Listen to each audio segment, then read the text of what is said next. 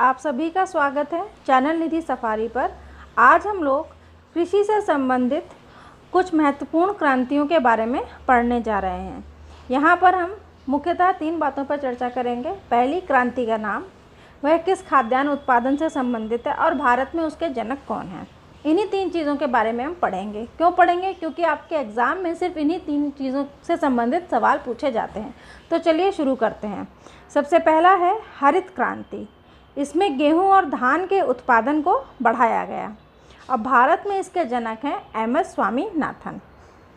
Second number है सुनहरी क्रांति। इसमें जो बागवानी के हमारे उत्पाद हैं उस पर ध्यान दिया गया, जिसमें खास करके आपके सेब और शहद, इसके उत्पादन को बढ़ाने का प्रयास किया गया। भारत में इसके जनक का नाम है निरपक्ष तुतेज। ठीक है। अब आपका आता है नीली क्रांति। देखिए, नीली क्रांति को आप इस तरीके से याद रखेंगे कि जो नीली क्रांति है ये मत्स्य उत्पादन के लिए, और मछली किस में रहती है? पानी में रहती है। ठीक है। और पानी में किसकी छवि आती है? आकाश की। और आकाश कैसा दिखता है? नीला। इसीलिए इसका नाम नीली क्रांति है। और भारत में इसके जनक हैं अरुण कृष्णन। चौथा आपका है गुलाबी क्रांति। गुलाबी क्रांति में प्याज एवं झींगा मछली उत्पादन पर ध्यान दिया गया, मतलब इसको बढ़ाया गया। यहाँ पे आपको ध्यान रखना है, प्याज का रंग गुलाबी होता है, इसलिए इसका नाम गुलाबी क्रांति है। और इसमें एक मछली के भी ऊपर ध्यान दिया गया जिसका नाम है झींगा मछली। और भारत में इसके जनक हैं दुर्गेश पटेल। फिर बात करते हैं अगले पे, जो है आपका श्वेत क्रांति। श्वेत यानी कि सफ़ेद रंग। सफ़ेद रंग किसका होता है? दूध का।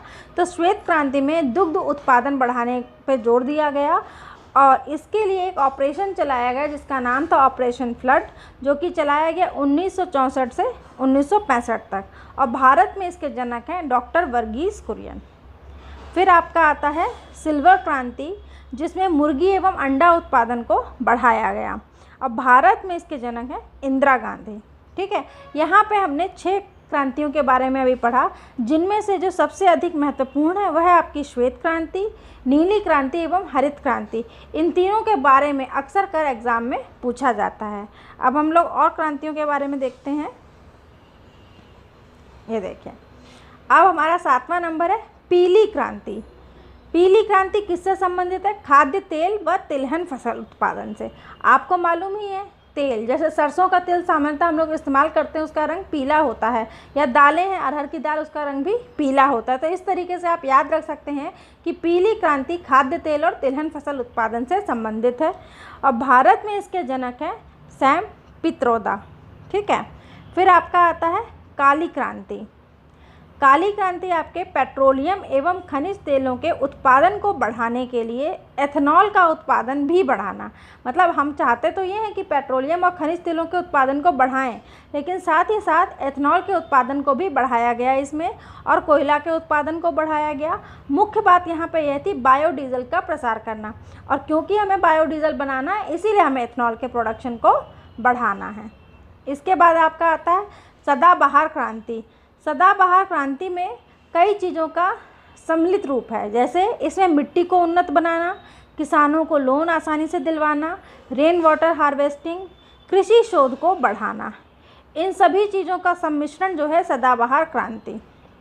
ठीक है। क्योंकि इसमें हर क्षेत्र पे हम लोगों ने ध्यान दिया। भाई, पहले हमने फसलों पे ध्यान दिया कि हर प्रकार की फसल, या कह सकते हैं कृषि से संबंधित जितने भी उत्पादन हैं उन सबको हमने बढ़ाने के लिए अलग अलग प्रकार की क्रांतियाँ आई। लेकिन उसके बाद भी हमारा कृषि उद्योग उस प्रकार से उन्नत नहीं हो पा रहा था, तो जो कमियाँ बची थी उसको इस सदाबहार क्रांति में सम्मिलित किया गया। जैसे मिट्टी को उन्नत बनाना। भाई, जब मिट्टी हमारी उर्वरक होगी, अच्छी होगी, उपजाऊ होगी, तभी तो उसमें फसल उगेगी। फिर किसानों को लोन दिलाना। अगर किसानों को सरलता से लोन मिलेगा तब वह अपने खेत में आसानी से कृषि कर पाएंगे। फिर रेन वाटर हार्वेस्टिंग। कृषि में पानी का बहुत ही महत्वपूर्ण योगदान होता है, तो रेन वाटर हार्वेस्टिंग की मदद से पानी की जो हमें परेशानी होती है उससे बचा जा सकता है। और कृषि शोध को बढ़ाना, किसी भी चीज़ में शोध करने से नई नई जानकारियाँ और नए नए कह सकते हैं प्रयोग किए जाकर हम लोग अपने उत्पादन को बढ़ा सकते हैं। तो इसलिए ये सारी ही चीज़ें बहुत आवश्यक हैं। तो ये सब हमारी सम्मिलित की गई सदाबहार क्रांति में। इसके जनक हैं सुश्री स्वामीनाथन। अब हमारी 10वीं जो क्रांति है ये है आपकी इंद्रधनुषी क्रांति। जैसा कि नाम से ही प्रतीत हो रहा है, इंद्रधनुष 7 रंग का होता है, ठीक है। तो यहाँ पे 7 रंगों की तो बात नहीं की जा रही है, लेकिन यहाँ पे हमने अभी तक जितनी पूर्व में क्रांतियाँ पढ़ी हैं, जैसे हरित क्रांति, पीली क्रांति, नीली क्रांति, गुलाबी क्रांति, श्वेत व अन्य सभी क्रांतियों का विकास इसमें किया गया। मतलब जितनी भी आपकी क्रांतियाँ जो कि फसलों के उत्पादन से संबंधित थी, उन सबको इसमें सम्मिलित किया गया, सभी क्रांतियों का विकास किया गया। और जुलाई 2000 में नई कृषि नीति को लागू किया गया, इसी को इंद्रधनुषी क्रांति कहते हैं, ठीक है। तो इस प्रकार से हमने कृषि से संबंधित विभिन्न क्रांतियों के बारे में आज पढ़ा, जो कि आपके एग्ज़ाम में पूछे जाते हैं।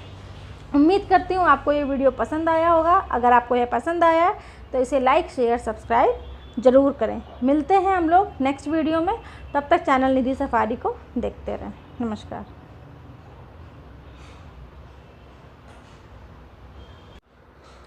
Please like, share, subscribe and comment.